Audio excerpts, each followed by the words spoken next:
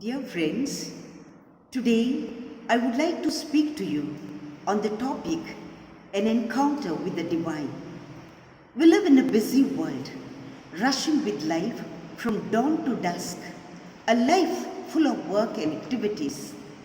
In this hustle bustle of life, we don't get even 5 minutes a day to get in touch with ourselves. Think of a day's activities.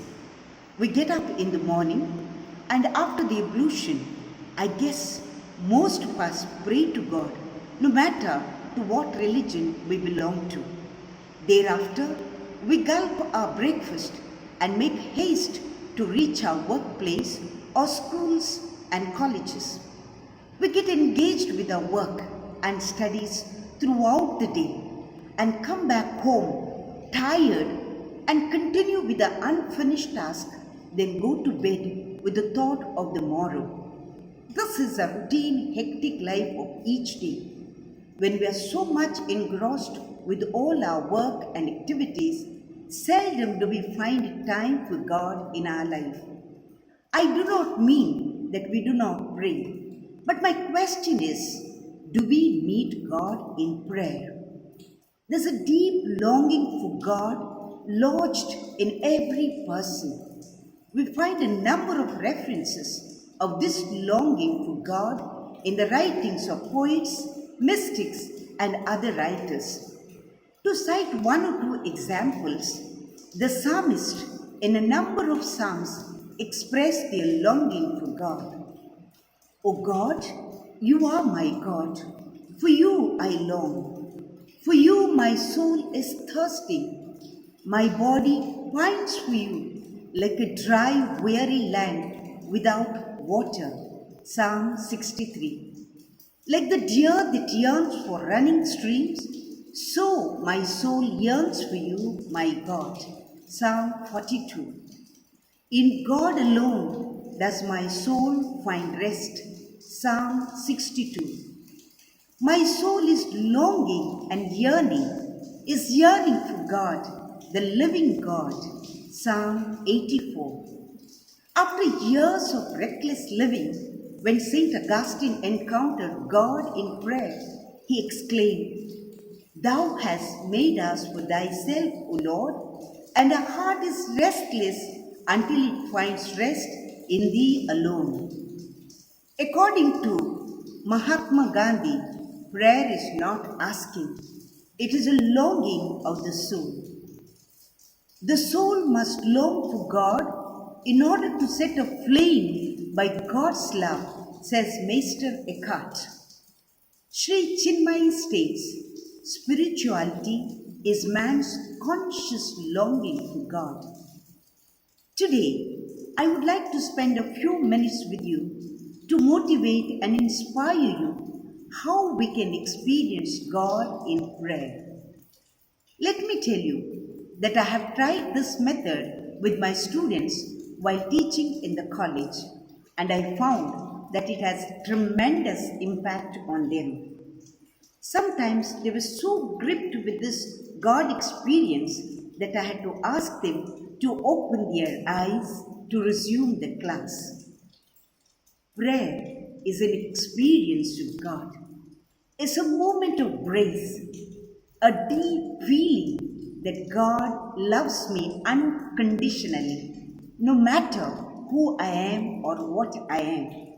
In spite of all my unfaithfulness and evil tendencies, God lavishes His love on each one of us individually. To have this experience, I need to spend a few moments in silence. Be still and know that I am God. To get an experience of the divine within us. I would be happy if you could do this one simple exercise every morning and evening for 5 minutes. You have to keep your eyes closed throughout this exercise. Take a prayerful posture. Sit straight if you squat on the floor or sit on the chair. Keep your hands on the lap and your arms open. Close your eyes and take a deep breath for 2 minutes. Inhale and exhale. Do not entertain any thoughts. To avoid any thoughts, focus on the center of your forehead with closed eyes.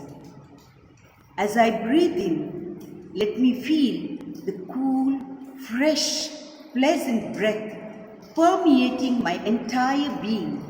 And then, as I breathe out, let out all that is unpleasant and impure.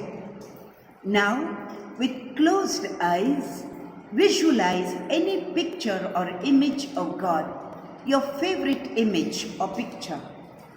At the outset, let me make it very clear that God is spirit, and hence you need not have any image or picture.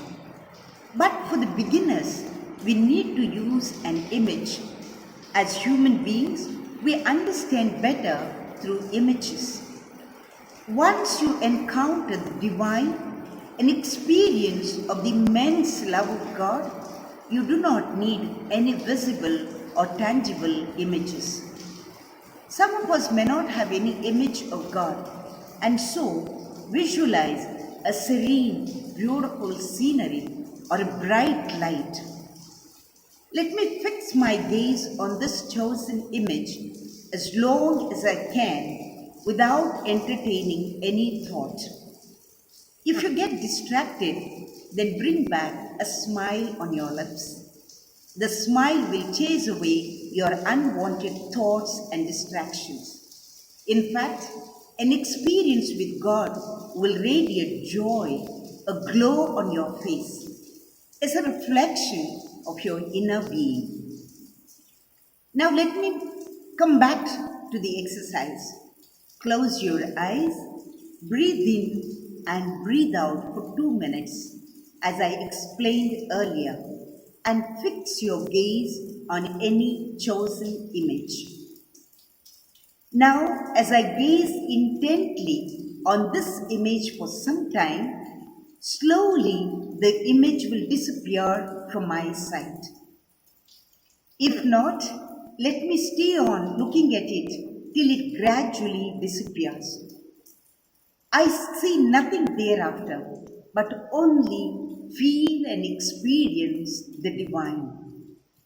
God is spirit, and in this moment of silence and stillness, I experience the divine, the God of my life. I experience God who loves me with a steadfast love, the Lord who loves me unconditionally.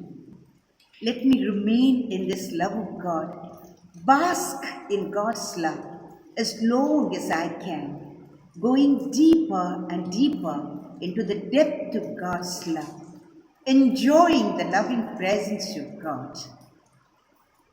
Now slowly, let me open my eyes. If you have experienced God during these 5 minutes, make it a constant effort and daily habit to spend these 5 minutes in the morning before you begin your day's activities and at night before you go to bed. If the experience of God's love is intense, you will sure to spend more time, maybe 10 to 15 minutes a day. When you feel this exercise has made a difference in your life, invite your family members to have the similar experience. Be sure you will be the happiest person on earth because you begin to remain with God as much as God abides in you and you in God who loves you passionately. I may not have a deep experience of God every day. That doesn't mean that I have to give up praying. Perseverance in prayer is very important. Even if I don't feel or have any experience, God always remains present to me, with me and in me. It's very important that I listen to God in prayer. When I experience God's immense love for me, I hear those consoling words where the Lord assures me His unconditional love, friendship, and faithfulness. I have loved you with an everlasting love. Therefore, I have continued my faithfulness to you. Because you are so precious in my eyes and honored, I love you. Fear not, I have called you by name. You are mine. Life is not a bed of roses. In spite of all the goodness and goodwill, we face many challenges in life. Let us not be disheartened. Instead, let us listen to our hearts where the Lord speaks to us, saying, "When you pass through the waters, I will be with you. When you walk through fire, you shall not be burnt, and the flames shall not consume you. Do not be afraid, for I am with you always. Peace I leave with you. My peace I give to you. Not as the world gives, do I give to you. Let not your hearts be troubled, neither let them be afraid. God is a refuge and strength, a very present help in trouble." Let me share with you today a story of a little boy who met God. There was a little boy who wanted to meet God. He knew it was a long trip to where God lived, so he packed his tiffin box with sandwiches, biscuits, and juice and started his journey. When he had gone about 3 hours' journey, he met an old woman. She was sitting in the park just staring at some pigeons. The boy sat down next to her and opened his box. As he was about to eat, he noticed that the old lady looked hungry, so he offered her a sandwich. She gratefully accepted it and smiled at him. Her smile was so pretty that the boy wanted to see it again, so he offered her some juice. Once again, she smiled at him. The boy was delighted. They sat there all afternoon, eating and smiling, but they never said a word. As it grew dark, the boy got up to leave, but before he had gone more than a few steps, he turned round, ran back to the old woman, and gave her a warm hug. She gave him her biggest smile ever. When he reached home, his mother was surprised by the look of joy on his face. She asked him, "What did you do today that made you so happy?" He replied, "I had lunch with God." But before his mother could respond, he added, "You know what? She got the most beautiful smile I've ever seen." Meanwhile, the old woman also, radiant with joy, returned to her home. Her son was stunned by the look of peace on her face, and he asked, "Mother, what did you do today that made you so happy?" She replied, "I ate sandwiches in the park with God." But before her son responded, she added, "You know, he's much younger than I expected."